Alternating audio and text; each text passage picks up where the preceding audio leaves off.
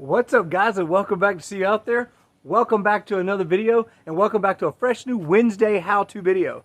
You guys asked for it on the community page, so here it is. Today, in this new episode of Wednesday How-Tos, we're going to talk about popping corks. How to, when to, where to, and why to. Every question you've got about using a popping cork in inshore fishing, I hope I can help you answer today. Let's get into it. Yoo!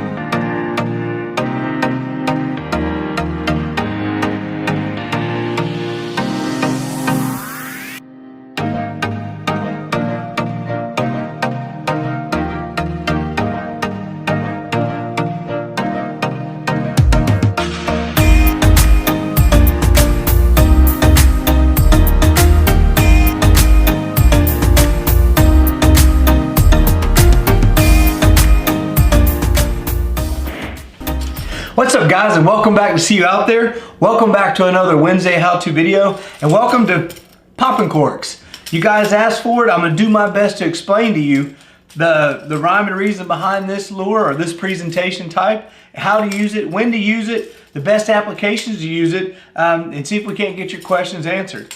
So first, let's talk about what is a popping cork.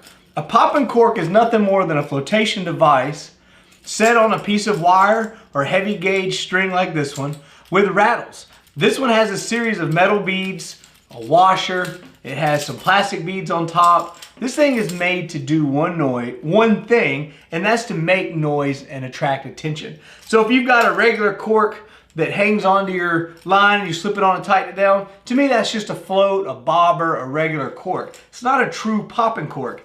Even though if when you slip on your line it's cupped, to me, it's not a popping cork. This Bomber Paradise Popper is what you want to call a popping cork. There are a million different companies that make them. There are a million different brands. There's a million different styles. You'll find them where the string is loose and it's not fixed and rigid like this one. You'll find it where the middle is a piece of stainless wire that's not as flexible as this one.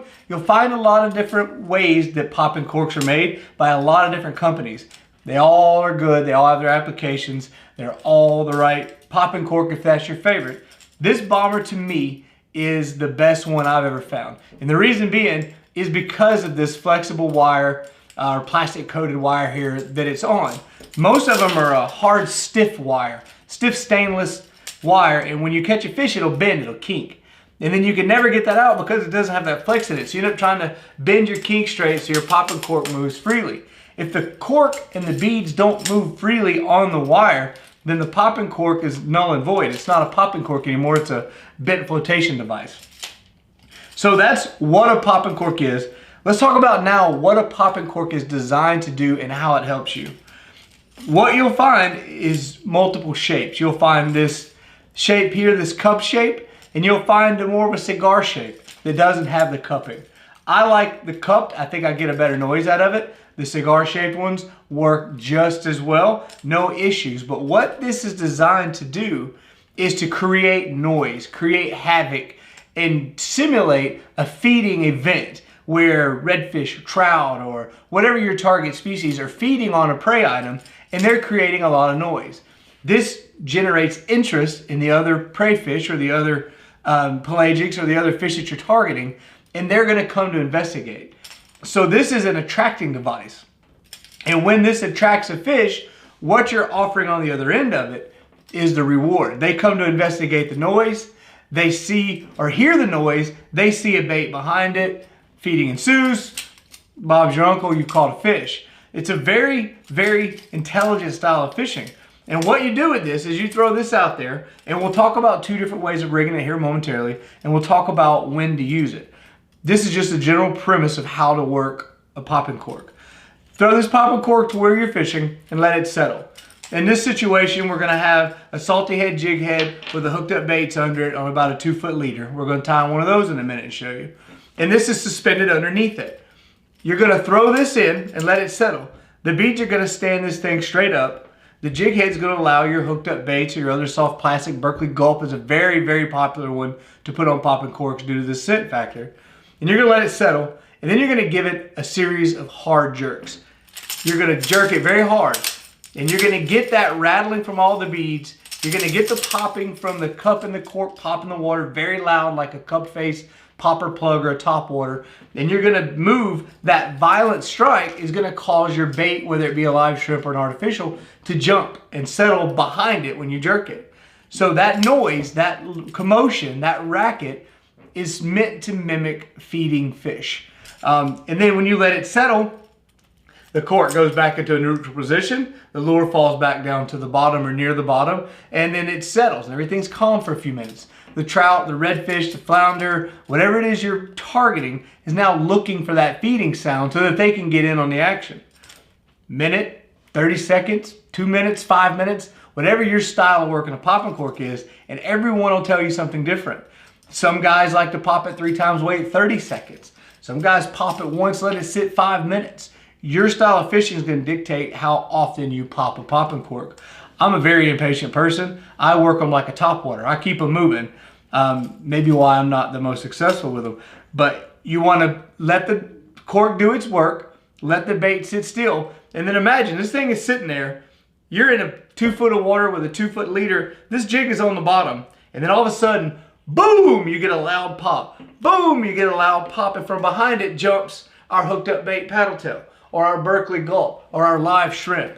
That's going to trigger an immediate instinct out of that fish that's searching for feeding fish. He's searching for what's making this noise.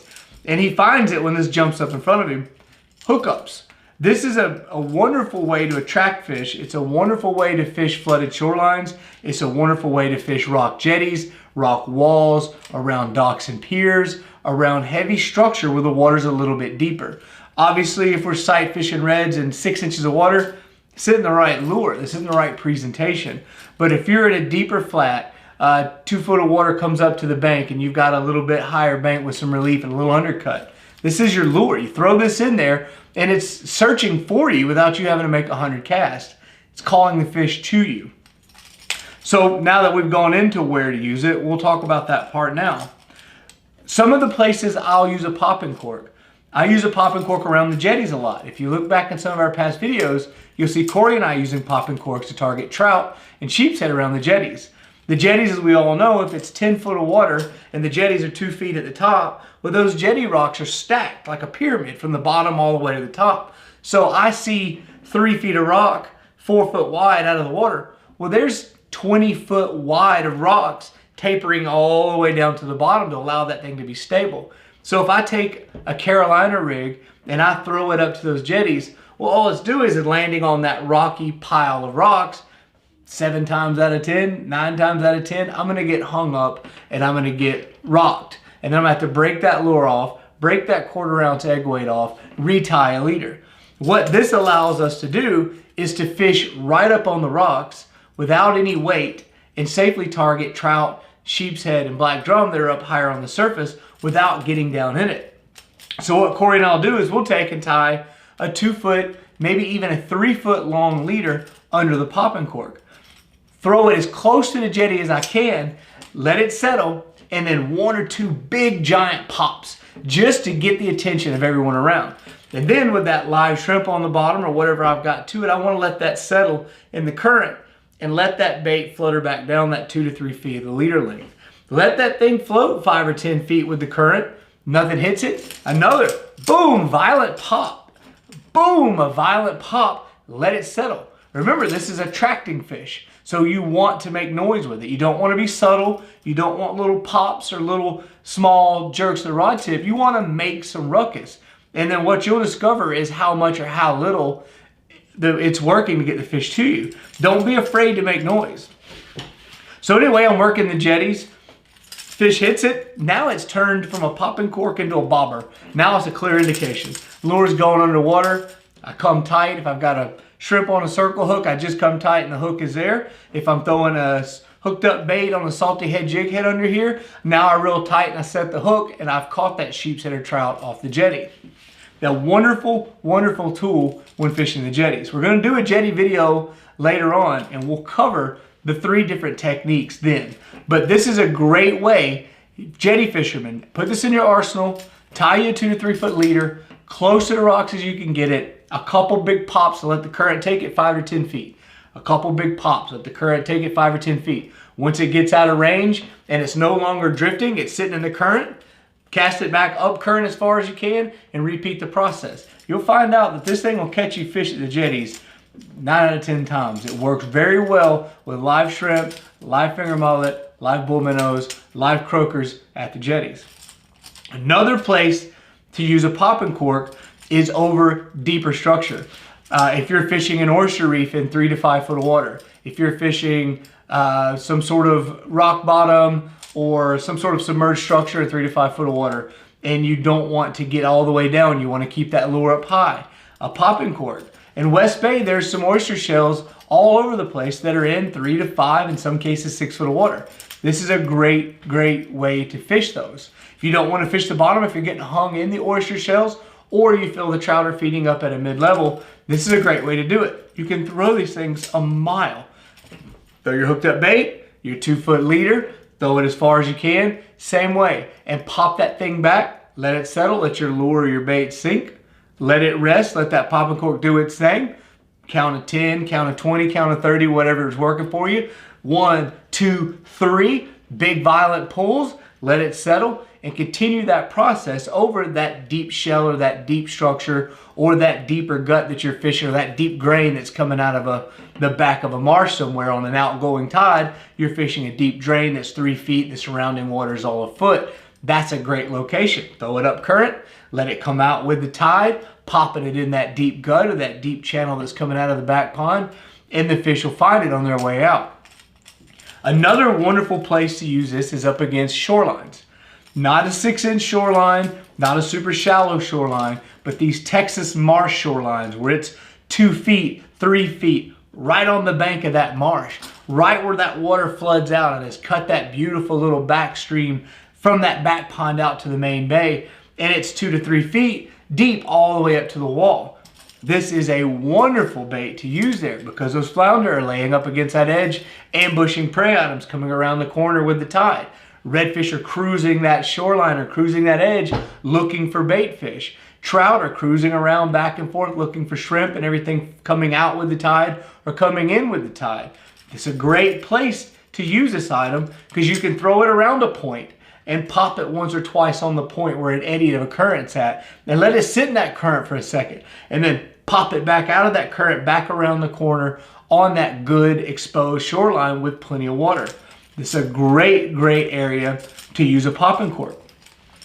Another location I used to use them was back home when I was guiding in Florida. We have grass flats. You boys in Florida know we have grass flats. It's crystal clear. It's 3, 5, 6 feet of water, but it's just grass. If you throw on the bottom, all you're going to do is bury your hooked up bait or your live shrimp or your live croaker down in 6, 8, 10 inches, in some cases a foot of turtle grass. The prey items, the predators, your redfish, your trout, your flounder, they can't find that bait, so it does you no good. Best way to do it is take a popping cork. I used to go to a place back home in Pensacola called Jet Ski Flats first thing in the mornings on the summer before all the jet skis got out on it, and I would give all my clients popping cork. We'd put live shrimps. I would power pole the boat down and we'd all cast off the bow on that grass flat. Potholes create edges. Big sand potholes in a grass flat, that creates a contour. It creates relief. It creates an ambush point for a trout or a redfish or a flounder, and we would target those. And I'd always tell the clients, throw it, let it do this number, let it settle, let that live shrimp sink down to the end of that leader. Let him sit there for a second, and then give him that big pull. Bow, bow, bow. And every trout on that flat now knows something's going on. It's daylight, it's early, it's calm and quiet. Only thing you hear is a few mullet flicking. And now you hear this commotion going on. If I'm a trout and it's feeding hour, I'm gonna go see what in the world is making all that noise. He gets there, he finds our live shrimp. We'd have a great little morning before we went to fish our main target fish. We'd catch a few trout, box a few trout, nothing else. We'd get our lines tight. We would learn who could cast, we could learn who couldn't, and we would learn who we needed to help the most during the day. It was a great way to identify the customers on my boat and who I needed to pay a little bit of attention to. Very easy. It's very visual. Kids, popping corks are a wonderful way to keep your kids occupied. They've got something they can watch. It's very easy to see that bright orange or bright yellow or bright pink popping cork 30, 40 feet behind the boat. And kids don't have to know, is that a bite? Do I feel a bite? I'm freelining a shrimp. I need to now let the line go and close the bell. All that is gone.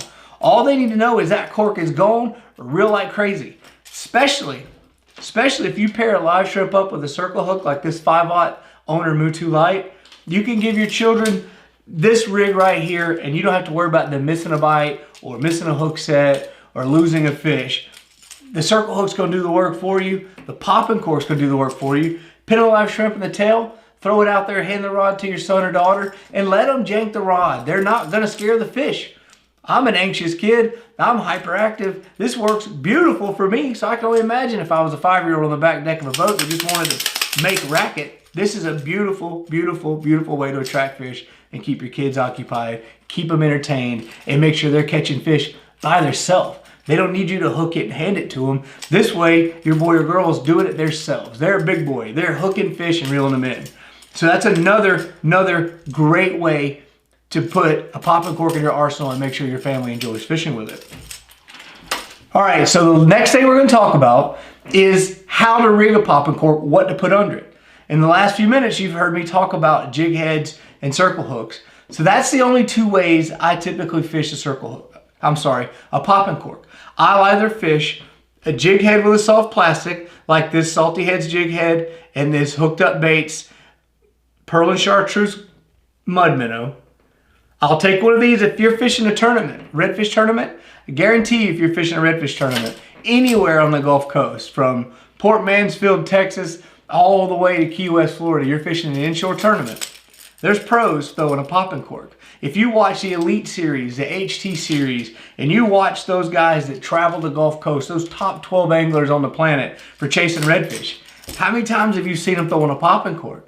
It's because it works. You take your favorite soft plastic, you tie yourself a piece of 20-pound leader, 2 foot long, tie it to the bottom, you put your lure on the bottom, you've got a fishing lure that's great for searching water you don't know. The water is high, the water is stained, the area is not the way it looked the day before, you got a ton of rain and the water's pushed up, the water's a little bit cloudy because of the rain, a little bit of fresh water's pushed into the bay, and you are not on your fish. Your fish have moved or you can't sight fish your fish that you found for that tournament.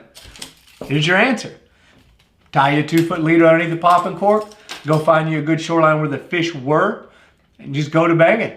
You're gonna find them, you're gonna catch them. I've got a funny story about back when I used to fish the tour. My good buddies Bill Lipscomb and Wade Stepler in Panama City. I was giving them a hard time about throwing popping corks in a tournament, IFA tournament there in Panama City.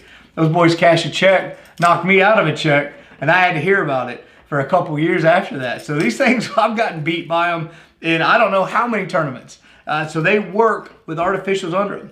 I like to throw it with my favorite soft plastic under it, but what you'll find is a gulp shrimp. Find that 3-inch gulp shrimp, Pearl and Chartreuse, and hang that thing under it. Take a small jig head. You don't need a 1/4 ounce, you don't need a 3/8, you don't need a 1/2 ounce. All you're trying to do is get that lure to sink the length of that leader. 18 inches, 2 feet, 3 feet, whatever leader you've got. And you don't want it to fall really fast. Once that cork settles and stands up, you want this guy to just kind of settle below while he's falling, let that tail do the work, and then he's gonna settle. And then just chill. Pop it. Threw that thing at you. Pop it, let him sink, let him settle, let the fish find him. So tournaments is a great, great, great time to throw a popping cork as well, guys. The next way I like to throw a popping cork is live bait. The only other way to throw it is a live bait. I'm not a J-hook guy. I'm not a treble hook guy. I like circle hooks for most all applications because I don't want to gut hook a fish that I don't intend to kill, I don't intend to harvest. So if Corey and I are fishing the jetties and we need one fish for a catch and cook, I'm not throwing treble hooks because I don't want to take the chance of gut hooking trout or gut hooking a good slot red. There's nothing wrong with treble hooks, nothing wrong with J hooks. A lot of people use them. This is my personal preference. I feel like I damage less fish that I don't want to keep with a circle hook. So this is what I'll use. I'll use this 5/0 Owner Mutu Light circle hook or a 3/0 owner Mutu Light circle hook, and I'll pin it underneath the same way. We talked about that at the jetties. Throw it with that live shrimp. If this is my shrimp, this is his head, this is his tail, I like to hook my shrimp in the tail. I like to come from underneath, and I like to hook them in the last digit right by the little tail from the back to the front, and then I'll throw my shrimp like this. A lot of people hook their shrimp behind the horn. Nothing wrong with that. It's a perfectly acceptable technique. This is a way that I've found to rig them that works best for me. If I'm freelining and I hook my shrimp in the tail, I feel like I get a better cast out of them, and I feel they stay alive longer. I've always felt that if I hook them in the horn, that they have a tendency to spin in the current.